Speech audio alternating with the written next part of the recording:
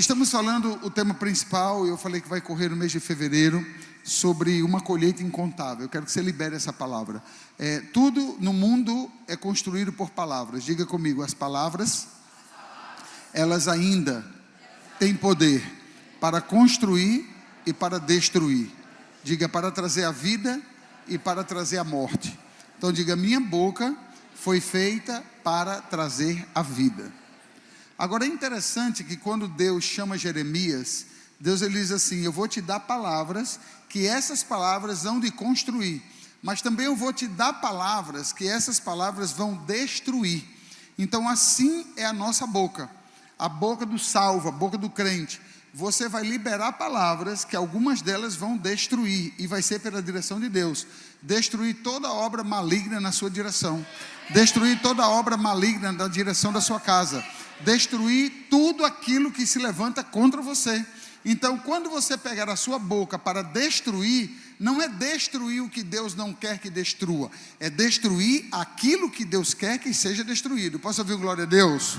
Mas também Deus vai tomar a tua boca, já tem feito isso, e aquilo que você liberar, assim será sobre a sua casa, assim será sobre o GC, assim será sobre os enfermos, assim será sobre todos. Por isso que eu tenho liberado muito a importância de você estar no culto. Você está me ouvindo, eu te levo muito a sério, e você precisa levar o seu pastor muito a sério, você precisa levar a igreja muito a sério, porque a igreja é a única instituição na terra que ela é espiritual também. E por ela ser espiritual, na igreja nós construímos. Quantas vidas, quantos testemunhos, pessoas que já estavam desistidos, mas por causa da palavra do Senhor, construiu algo em você. Posso ouvir um glória a Deus? Então, estamos liberando essa palavra. Hoje à noite, eu quero que você gere uma expectativa para saber como essa notícia vai chegar no GC. Mas hoje à noite eu vou passar para os pastores vão passar para os líderes GC, e o GC para toda a igreja. Nós vamos estabelecer 2 metas de crescimento. Se nós não estivermos focados, e se não entendemos a importância de metas, a gente não vai chegar a lugar nenhum. Todo mundo precisa saber onde está, e todo mundo precisa saber onde vai chegar. Posso ouvir um glória a Deus? Se você não projetar a sua vida, eu sou pentecostal, Deus leva a minha vida. Não, queridos, isso aqui é pagode então. Vida leva eu e vai levando. Não, aqui não é pagode, aqui é Espírito Santo, aqui é paragode. Entendeu? Não é pagode, aqui é paragode. Então Deus é um Deus organizado. Deus tem tudo na vida, começo, meio e fim. Quem nasceu aqui, dê glória a Deus. Quem vai morrer aqui, diga eu vou. Não tem medo não, como é que você não fala, você vai. Porque tudo tem começo, meio e fim. Então é muito importante, se você liberou uma palavra, colheita incontável, você precisa saber o que temos. Se você me perguntar hoje quantos discípulos temos na igreja, eu sei. Quantas crianças, quantos homens. Nós temos aqui mais de 2 anos, eu comprei 2 maquinazinhas, que é de números. Então eu tenho Beto e Janaína, puxa o meu WhatsApp, mais de 2 anos, que todos os cultos eu sei quem esteve na igreja, quantos estiveram, quantas crianças, quantos funcionaram no culto de quarta, de domingo, tudo. Os números, eles são importantes, porque os números nos ajudam, principalmente quando você quer crescer. Eu não quero ficar aqui eternamente pregando com o mesmo número, nós vamos avançar, diga amém. Então é importante saber aonde estamos e aonde queremos chegar. Posso ouvir um aleluia por isso? Eu quero falar sobre 4 passos, ou 4 versículos, sobre crescimento de igreja. Estamos falando sobre uma colheita incontável, eu não vou estar falando outra coisa, a não ser lhe ensinar, treinar, estimular, desafiar você, trazer a paixão por vidas que está no seu coração. Você tem uma chamazinha aí em você, posso ouvir um amém? Você pode ter aí uma fogueira muito grande em você hoje, outros podem ter uma chamazinha, não importa, importa que você tenha o fogo de Deus aí, e temos que fazer esse fogo crescer e aumentar em nome de Jesus. Crescimento de igreja, todo pastor, todo líder, ele deseja o crescimento da igreja, isso é normal. Se você perguntar o sonho dos verdadeiros líderes avivalistas, o que eles querem é crescer. C.H. Spurgeon, um grande avivalista do século 17, conta a história que ele saía da sua casa, e naquela época se usava muito terno, ele saía da sua casa e ele dizia, não voltarei para casa até ganhar uma vida. Ele ganhava uma vida por dia. E tinha um outro avivalista chamado Dele Moody, foi um avivamento que houve ali na Europa, ali século XVII, um avivalista chamado D.L. Moody, que ele saía de casa com um papelzinho e uns alfinetes.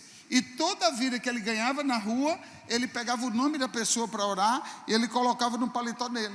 A história conta que às vezes ele saía com o paletó, você imagine, cheio de papelzinho espalhado na frente e atrás. Eram os nomes que eles ganhavam. Então, eram vidas que ele ganhava. Então, os avivalistas não tinham microfone, não tinha som, não tinha estrutura que temos hoje. Mas Deus é poderoso, em cada geração Ele abençoa da sua forma. O terceiro avivalista que eu estava vendo esses dias, eu tenho um livro chamado Heróis da Fé, seria muito bom você ler esse livro, de Orlando Boyer, um assembleiano, um homem apaixonado pelo Evangelho, um homem apaixonado pelas Escrituras. Orlando Boyer, para você ter ideia, ele era um missionário da Assembleia de Deus, e ele foi enviado, se eu não me engano, para os Estados Unidos, e quando ele foi nesse envio, já senhor, escritor, tinha uma esposa, uma senhora, ela morreu, e ele então teve contato com a Assembleia de Deus, a Assembleia de Deus mandou todo o recurso financeiro na conta dele, para que pudesse trazer a esposa, todo esse processo para o Brasil. O que é que Orlando Boyer fez? Lá nos Estados Unidos, ele foi lá na funerária, deu um beijo na testa dela, declarou: você não está mais aqui, aqui é seu corpo, você está na glória. E ele pegou o dinheiro para fazer o livro que ele fez, Heróis da Fé.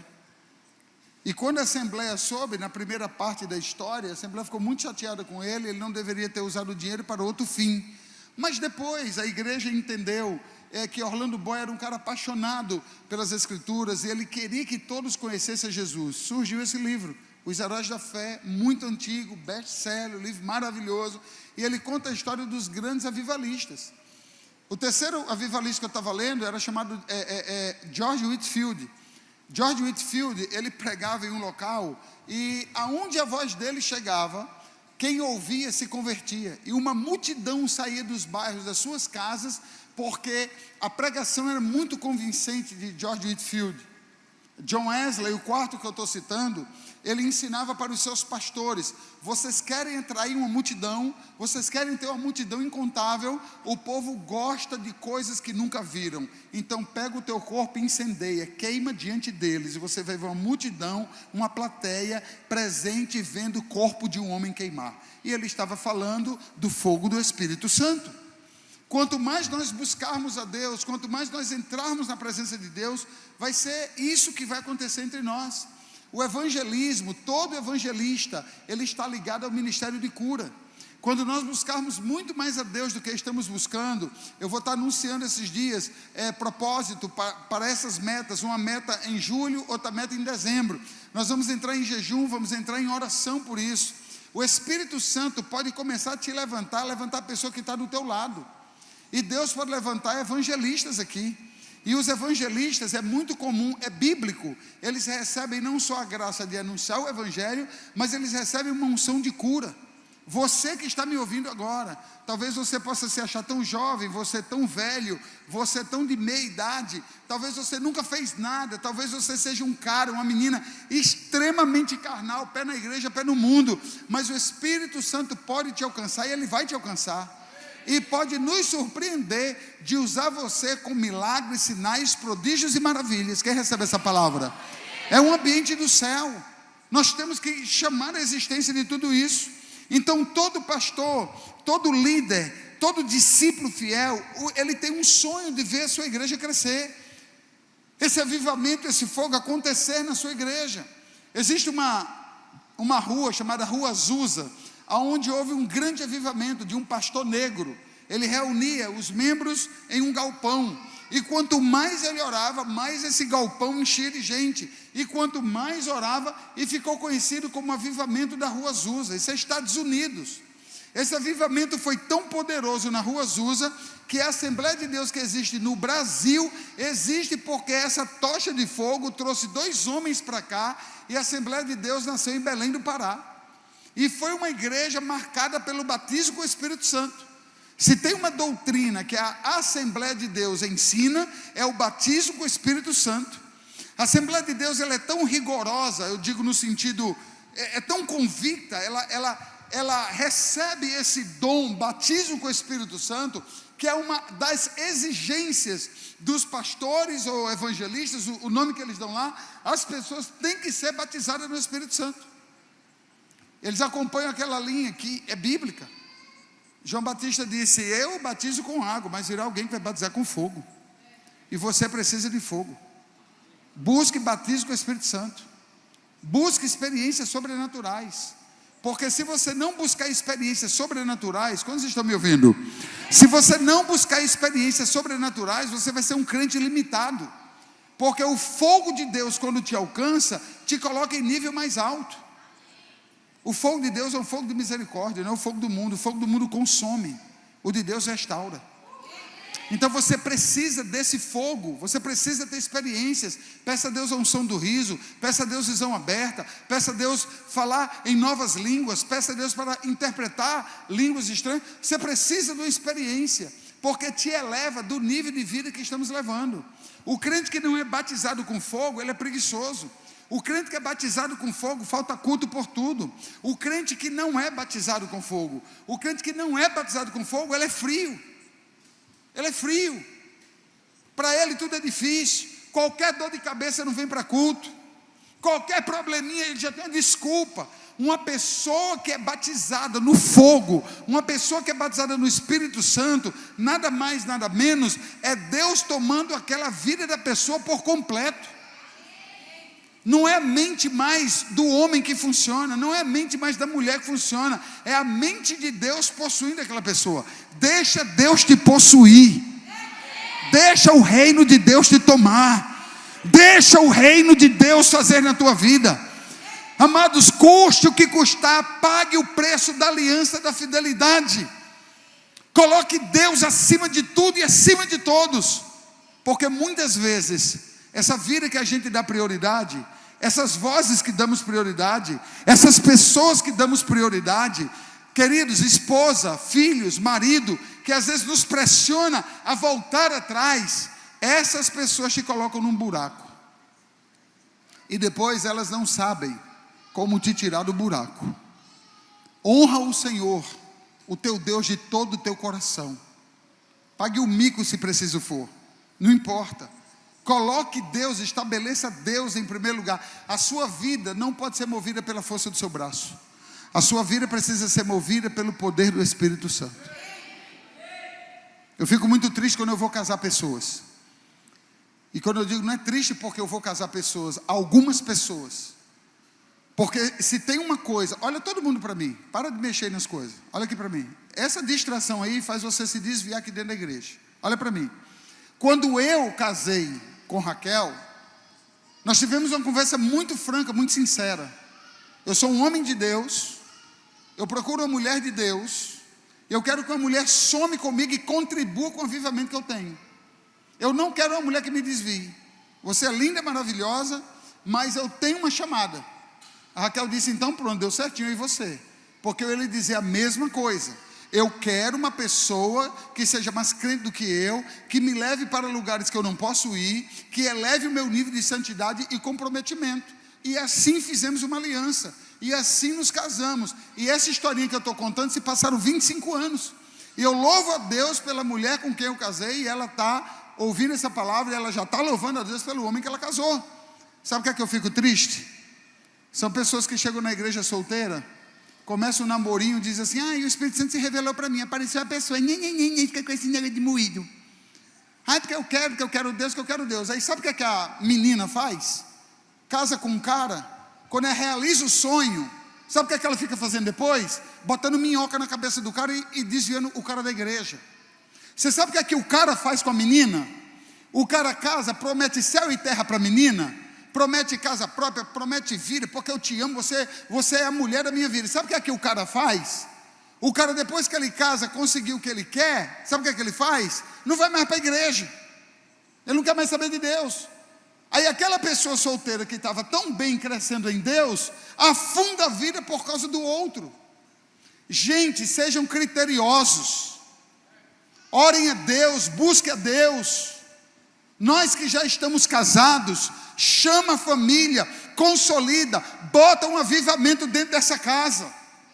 Alguém tem que ser o profeta, alguém tem que tocar fogo, alguém tem que amar a Jesus, alguém tem que fazer alguma coisa, porque caso contrário, o inimigo vai avançando, o inimigo vai, e outra, a gente não pode ficar nesse mimimi, tem gente, queridos, que perde a salvação, tem gente que sai da igreja, porque queria viver na zona do conforto, e não recebe um confronto. Conforto salva, diga a verdade, conforto é bom, diga a verdade, mas confronto é tão bom quanto, quando é preciso. Não brinque com o diabo, afinal de contas ele vem para matar, ele vem para roubar e ele vem para destruir. Seria bom que ele viesse só para roubar, vão-se os anéis e fica-se os dedos, mas ele vem para matar, ele vem também para destruir.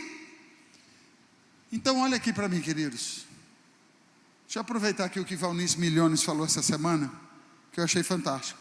A vida cristã é um rio, e você só pode remar para frente. Palavras não minhas, de Valnice Milhones. A vida cristã é um rio, você entrou nele. Só tem uma solução, querido, de você ir para o céu: remar até você ouvir o som da trombeta. Acabou, rema para frente. Raquel é apaixonada por mim, eu sou apaixonado por Raquel, eu sou apaixonado pelos meus filhos, a minha família é apaixonada por mim. Eu tenho uma nora, sou apaixonado por ela, ela é apaixonada por mim. Mas na minha casa, na minha família, quando eu percebo que alguém quer remar para trás, pode ser, não importa quem desses nomes que eu citei, eu vou para cima e digo assim: não me faça remar para trás, nós vamos remar para frente. Se está cansado, eu não estou cansado, então eu vou levar você junto comigo, mas para trás eu não vou para trás. Nós sabemos o que é voltar para trás. A Bíblia diz que aquele que pega no arado não pode retroceder. Está cansado, descansa. Está muito cansado, vai cansado mesmo. Não é emoção, não é sentimento, é uma decisão que tomamos. Então essa geração sacerdotal, por isso que esse ano, agora, passou o carnaval, já estou organizando, nós vamos trabalhar de novo com os nossos seminários de casais, vamos voltar ao encontro de casais, vamos voltar àqueles encontros de pizzaria, nós vamos dar palavra. O Covid veio, fez a gente parar um pouco, a gente vai retomar. Por quê, apóstolo? Se você quiser uma igreja forte, você tem que ter uma família forte. E vou dizer mais: igreja forte é família forte. Agora, família forte é sacerdote forte.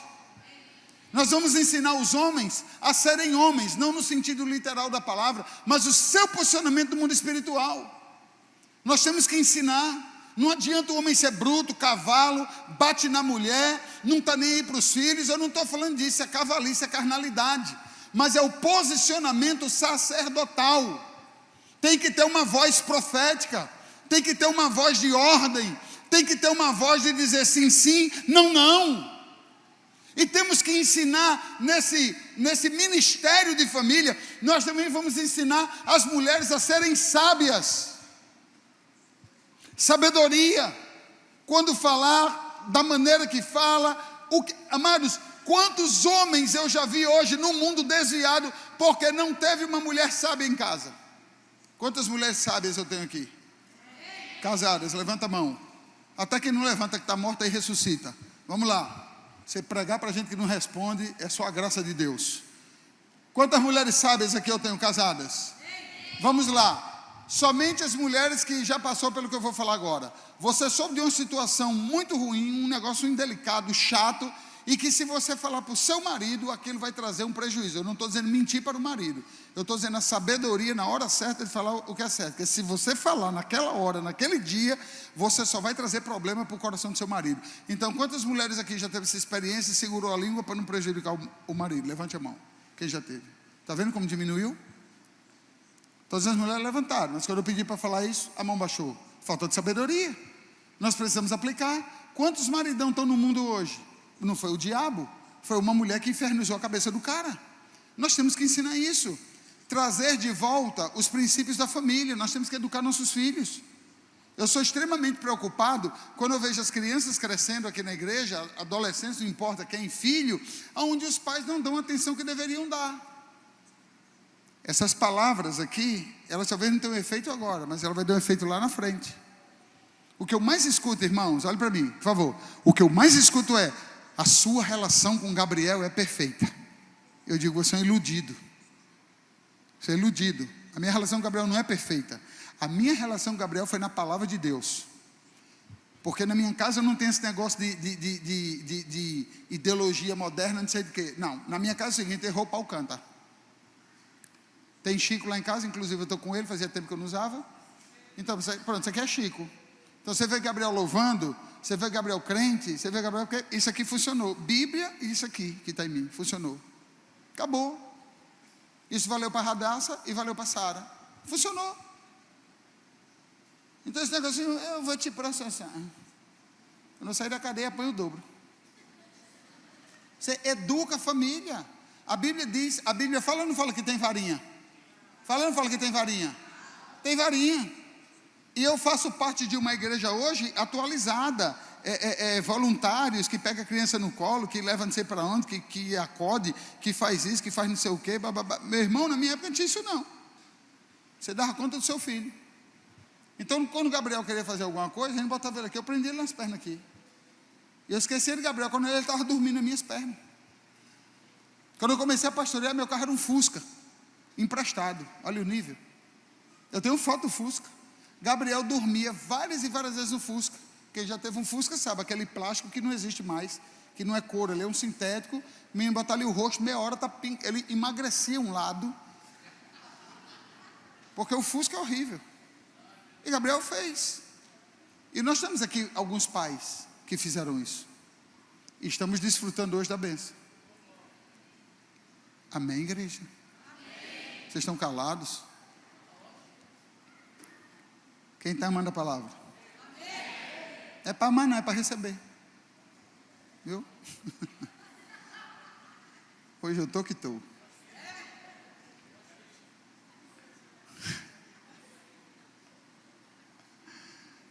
É trabalhoso, mas a gente consegue. E os resultados são fantásticos. Posso ouvir um glória a Deus? O sonho de todo pastor é crescer. O sonho de todo líder é ver a igreja crescer. Pessoas sendo salvas, pessoas sendo consolidadas, acompanhadas e se tornando parte da membresia. Visitantes chegando, o corpo crescendo. Quem está recebendo isso?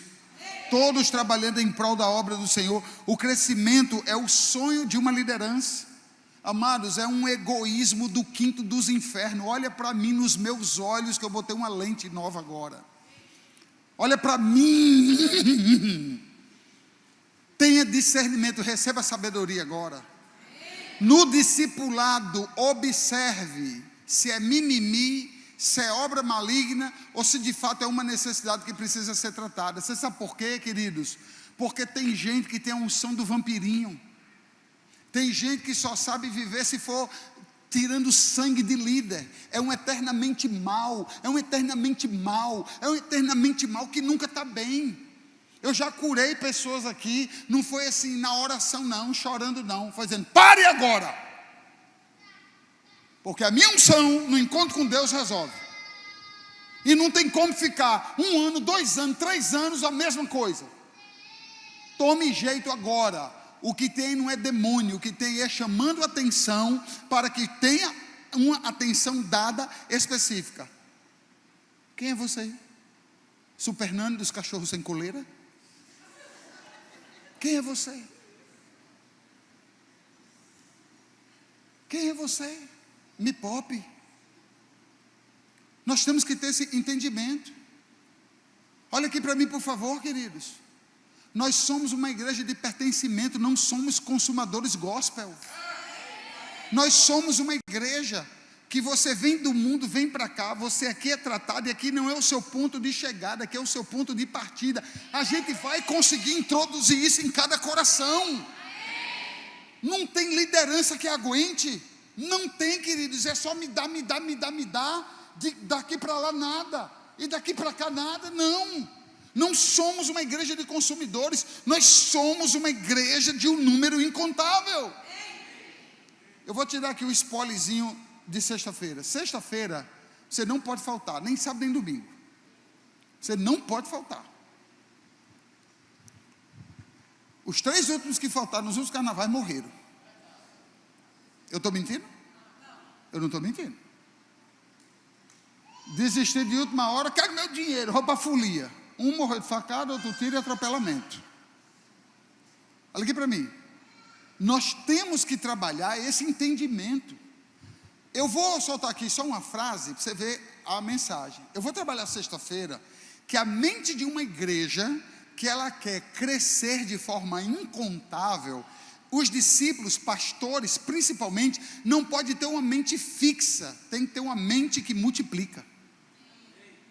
Uma mente fixa é o desafio. Vamos encher esse prédio? Encheu? Vamos morrer desse tamanho. É uma mente fixa, enchemos. Eu sou convertido à Igreja Batista. Igreja Batista se dá por satisfeito em encher prédio. A gente não foi feito para encher prédio, a gente foi feito para encher nações. Mente fixa tem que mudar. A nossa mente não pode ser fixa. A nossa mente precisa ser uma mente que multiplica. Pensar sempre naquilo que é maior e melhor. Então precisamos entender que os frutos, eles sempre aparecem em uma árvore boa, saudável, que é nutrida e constante. Você é uma árvore frutífera. Você é uma árvore boa. Eu sei o que eu estou fazendo. Receba. Eu estou construindo no seu espírito. Você é uma árvore frutífera. Eu quero profetizar, eu quero que você tome posse dessa palavra. Abra mão desse evangelho egoísta. Abra mão de um sentimento chamado egoísmo e coloque em você um sentimento chamado altruísmo. Amados, é maravilhoso quando você vai ganhar vidas. É maravilhoso quando você quer ser líder de GC. É maravilhoso quando você quer aprender o que é do reino de Deus. Sabe por quê? Porque isso agrada a Deus. E quando agrada a Deus, Ele abre as comportas dos céus na sua direção. Me dê o nome de uma pessoa que é fiel nessa igreja, que está trabalhando, que está pagando o preço nessa igreja. E olha como essa pessoa chegou e olha como essa pessoa está hoje. O que eu estou querendo dizer é que o Deus a quem tu serve, Ele é recompensador. O teu Deus, Ele é recompensador. Você acha que Davi foi para a guerra lutar com Golias à toa? Leia a Bíblia direito, irmãos. A Bíblia diz que o rei anunciou a Saul: eu darei a minha filha, eu vou isentar de impostos o que venceu o gigante.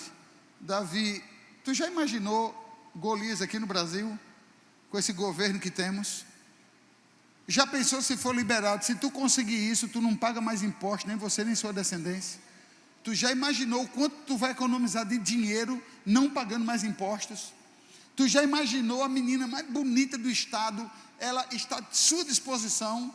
Tu acha que Davi só foi por amor a Deus? Davi foi por amor a Deus, ele foi para a isenção de impostos, e foi por causa da mulher da filha do rei. Ou seja, alguma coisa motivou Davi. Tem alguém vivo aqui, irmãos? Seja motivado. Eu estou lhe dizendo que Deus abençoa. Eu estou lhe dizendo que Deus abre as comportas do céu. Eu estou lhe dizendo que Deus muda a sua realidade. Deus muda a sua história de vida.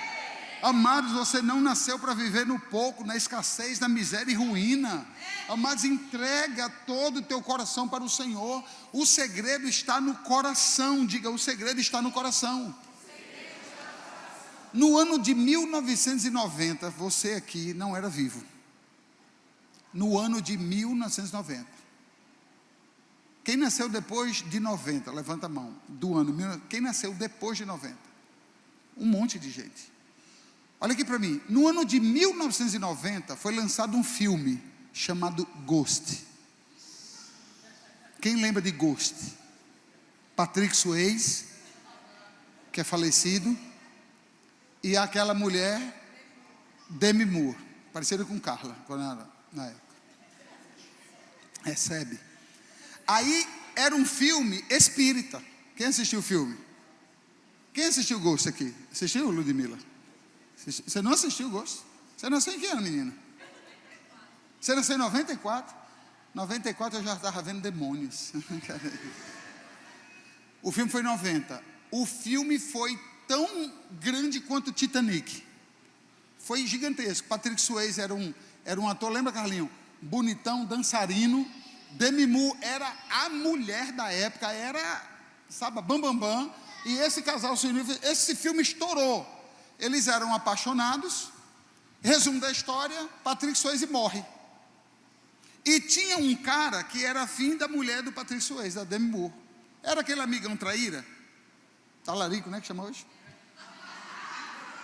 Ele era o talarico. Aí ele começa a cuidar de Demi Moore, porque ela ficou viuvinha, né? Ficou mal, ficou carente. No filme tem uma atriz, ela é espetacular, uma negra, quem lembra dela? E ela recebia os demônios, né? Ela era espírita, o filme é espírita. E quando eu vi aquele filme, eu disse, meu Deus do céu, existe. E aquela mulher recebia a entidade, e ela então conheceu a Demi Moore, sei lá como foi e tal, e ela disse, eu posso resolver o seu problema. Como? Eu trago ele de volta. Só que ele vai incorporar em mim.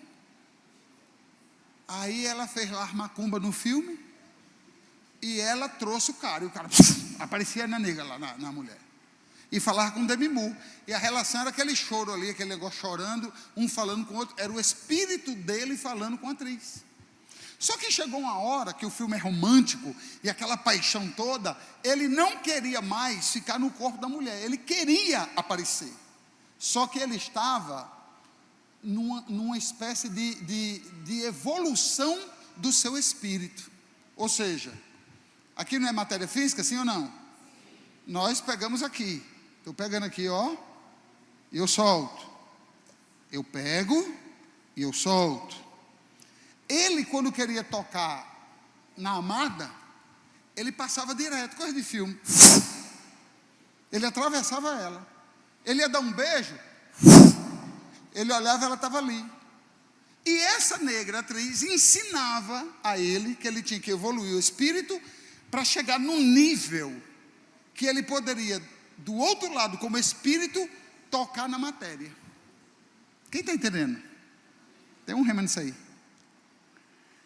Ele conseguiu no filme tocar, sim ou não? Ele tocou.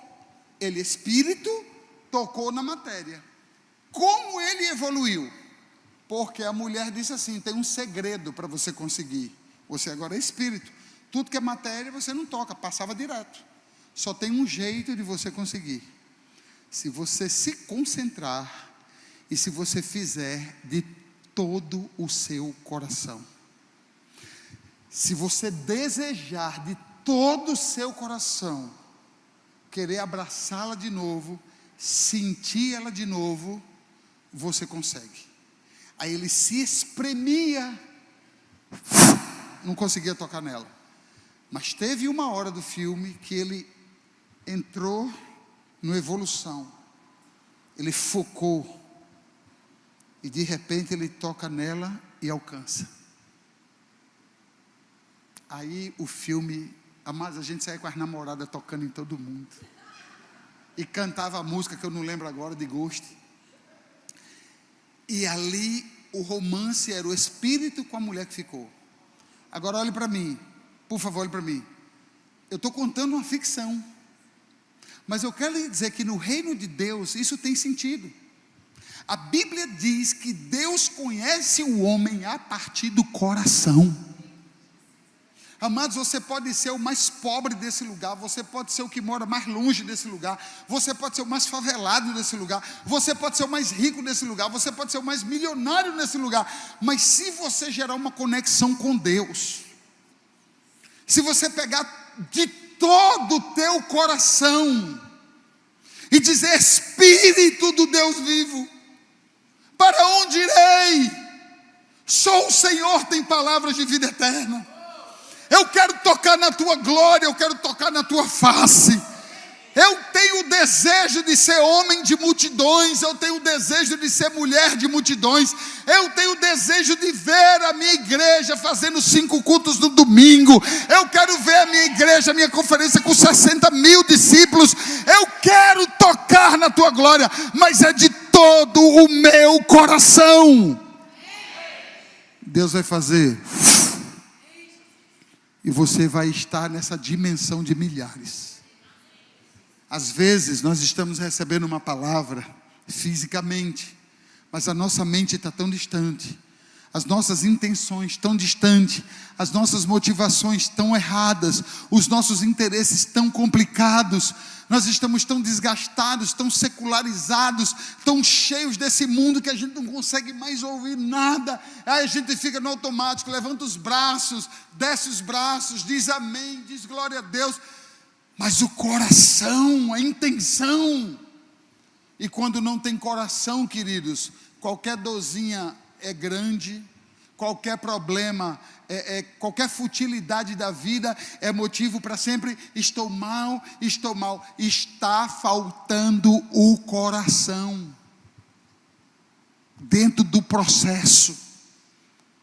E olha aqui para mim, queridos, nós temos um problema gravíssimo, porque o Deus a quem servimos, dono do ouro e da prata, dono de tudo, riquíssimo, Senhor soberano, Ele se move por algo chamado coração. Você quer quebrar o coração de Deus? Quebre o seu na presença dEle. Você quer ver Deus encher a sua casa? Volte-se à oração, a quebrantar o seu coração. Teve um discípulo aqui que eu não vou dizer o nome, para não expor. E também eu não quero que ele entre em guerra espiritual. Mas sábado passado eu estava no Brave, acabou o Brave, eu já ia embora lá fora, e esse discípulo veio buscar uma pessoa dele que estava aqui no Brave. Quando eu cheguei, ele estava de cabeça baixa, a pessoa de cabeça baixa no carro, e eu até disse assim, você está bem? Você está com sono? E o rosto da pessoa bem inchadinho assim, fez, não apóstolo, não estou com sono não. Foi um quebrantamento que eu tive, quando eu saí da minha casa no carro, estou chorando até agora. Ou seja, ninguém viu. Aliás, ele não fez para mim porque eu nem ia lá fora. Mas quando eu cheguei lá, ele estava quebrantado. Mas antes que eu chegasse, o Senhor vem com ele, desde o quebrantamento, trazendo até aqui. É sobre isso que eu estou falando. Nós temos que voltar o nosso coração de verdade. Não te preocupa com tanta performance, não te preocupa se você não sabe falar tanto, não te preocupa se você não tem estudo. Queridos, olha para você, você pode se sentir a pior das pessoas, é o teu coração que Ele quer. É você olhar para mim e dizer assim, o meu apóstolo não vai ficar sozinho nisso, eu vou me unir a ele, vamos unir de todo o nosso coração e vamos conquistar um número incontável para a glória de Deus. Quando Deus começar a olhar para você, e se você tiver de todo o teu coração disposto a fazer, quando a gente está intenso, com todo o coração, a gente vence o medo, sim ou não? Sim ou não? A gente vence o orgulho, sim ou não? Todo tipo de desculpa desaparece quando nós estamos de todo o nosso coração. Você pode dar um aplauso ao Senhor?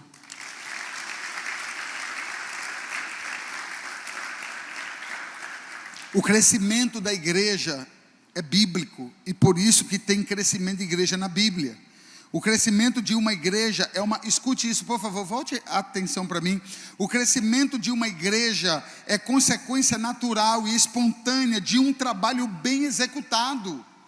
Se você foi chamado e você já foi ungido e você será ungido, você só precisa cumprir aquilo que o Senhor te chamou. Eu fiz uma reunião ontem só com os pastores que serão ungidos. E um dos pontos que eu tratei é, você está aqui porque eu lhe vejo pastor ou porque Deus falou que você é pastor? Duas coisas distintas. Eu posso olhar, Vitor, você é pastor, porque Deus me falou. Mas espera lá, ele tem que buscar Deus para saber se de fato ele é pastor. Porque existem pessoas que vão na empolgação que o líder falou. O líder pode até estar certo. Mas as pessoas não têm convicção, porque não ouve Deus, são religiosos, ou sei lá, por qualquer outro motivo. Fica nessa de estar fazendo porque disseram. Você não pode fazer porque falaram. Você tem que fazer porque Deus lhe chamou. Inclusive Jesus era todo o tempo tentado pelos fariseus. Diga em quê? Não teve classe que colocou mais o ministério de Jesus em xeque-mate do que os fariseus. Eu já ouvi muito desaforo nos meus 27 anos de pastor. Você não é pastor, sua pregação é ruim. Tudo que é contrário para uma pessoa ouvir, eu ouvi. Porque eu não desisti? Porque tinha uma voz acima de todas essas vozes. Eu lhe chamei. Você tem que entender para aquilo que Deus te chamou. Porque se você não entender, você pode falar, eu sou pastor, você sobe aqui e vai fazer um trabalho mal feito. Amado, tem gente que prega ruim? Sim ou não? Agora, quem prega ruim pode melhorar? Sim ou não? Mas quem não é chamado prega ruim, você ensina, ele continua pregando ruim. Amado, se ensinou e não aprendeu, não é pastor. Então tem gente que, eu sou pastor, aí vem para cá, faz mal feito. Enquanto alguém está lá no estacionamento fazendo um trabalho maravilhoso, bem feito. Por isso que crescimento de igreja é uma ciência. É importante você entender o que é um pastor. Crescimento de uma igreja é uma consequência natural e espontânea de um trabalho bem executado. Então, observe isso aqui, eu preciso ler. Será que essa questão é tão importante assim dentro de uma comunidade?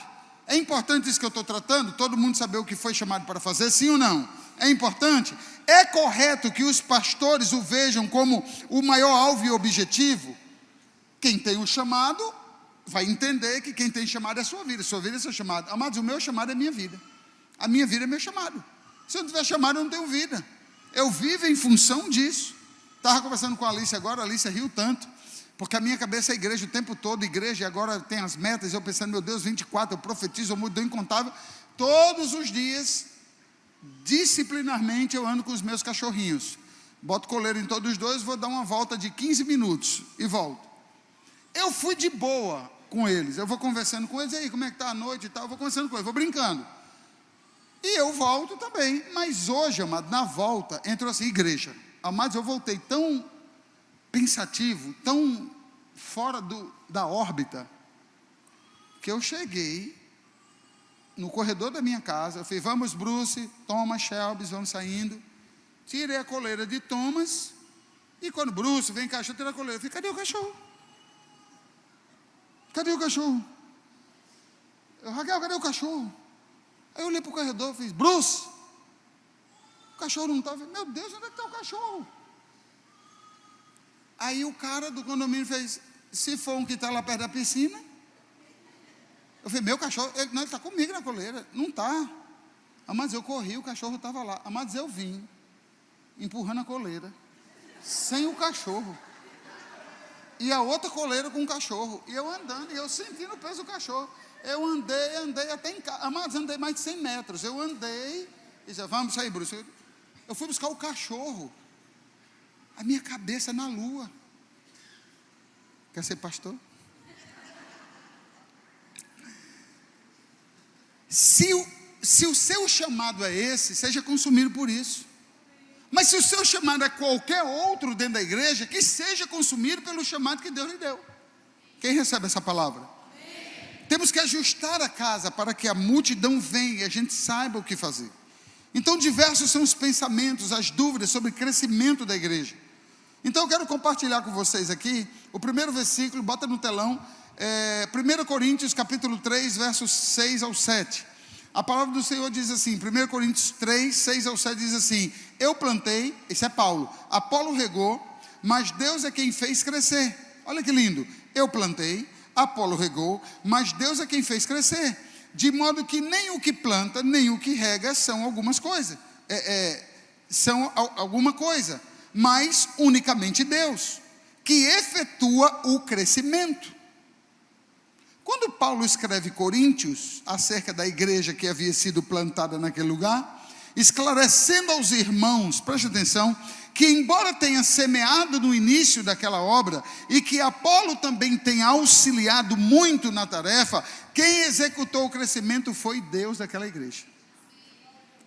Então, duas coisas aqui importantes. Em primeiro lugar, essa história de descansar em Deus para a igreja crescer, meu irmão, me ouça. Você pode ter unção, você pode ter um dom, e essa igreja tem. Mas se você ficar de braços cruzados, eu também, a igreja não cresce. Porque existe uma ideia errada dentro da igreja, se Deus prometeu, eu vou descansar. O descansar na Bíblia não é numa condição passiva. Você vai sofrer ação. Aí Deus vai pegar a multidão, vai entregar na nossa mão e a gente só vai... Não. O texto está dizendo, um planta. Quem já viu alguém plantando? É trabalho ou não é trabalho? Um rega. É trabalho ou não é trabalho? Então olha para mim. Descansar na Bíblia é trabalhar, mas confiar que Deus vai honrar o suor do seu rosto. Quem entendeu? Isso é descansar. Descansar não é cruzar os braços. Deus cumpriu, Deus prometeu, Ele vai cumprir. Faça nada não, mulher, fique quieta. Não. O descansar em Deus é você trabalhar 8 horas, 10 horas por dia. Quando chegar o final do dia, você vai dizer: Senhor, está aqui o meu dia, eu produzi isso, e eu sei que o Senhor é fiel para cumprir a colheita que o Senhor vai me dar, que seja de vidas, que seja de finanças, que seja do investimento que você fizer. Amados, a oração tem poder? Sim ou não? Você não orou? Quanto tempo? Uma vigília, 1 hora? Não importa, você não orou? Terminou, descansa. O que é descansar? É entregar a Deus as petições. A Bíblia diz que Ele é bom, Ele ouve e Ele responde a oração. Vamos repetir comigo? Descansar é mover-se, é fazer a minha parte e confiar que Deus vai fazer a dele. O que é que eu vou fazer depois dessa palavra? Descansar. Por quê, apóstolo? Porque eu trouxe a palavra, apliquei no seu coração. Aí não sou eu não tenho poder de te convencer, mas eu quero que o Espírito Santo te convença do que eu estou pregando. Aí eu vou confiar que Deus vai fazer essa obra. E você, como discípulo da casa, vai entender: eu não vim para ficar de braços cruzados. O meu apóstolo está certo, ele não vai ficar só. Eu vou me unir a ele e nós vamos ganhar vidas. Eu posso ouvir um glória a Deus? Quem entendeu a primeira parte? A segunda lição que podemos entender: todos os dias corremos o risco de ver o crescimento da igreja como um troféu que pegamos pelo nosso mérito. Aí sabe o que é que Deus faz? Deus vai deixar claro: o crescimento da igreja foi Ele que deu. Mas por que Ele deu? Como recompensa do nosso trabalho. Então receba. Seu GC vai multiplicar, a igreja vai multiplicar. Nós seremos igreja do caminho em várias cidades desse estado. Mas eu quero que você também receba isso. Quando você olhar para o crescimento, número maior de pessoas, amado, não vai caber gente aqui dentro. Aí a gente vai rir um para o outro dizendo: Deus nos honrou, Deus nos recompensou com o fruto. No final de tudo, toda a glória, toda a honra é devolvida para Ele. Dê um aplauso a Jesus.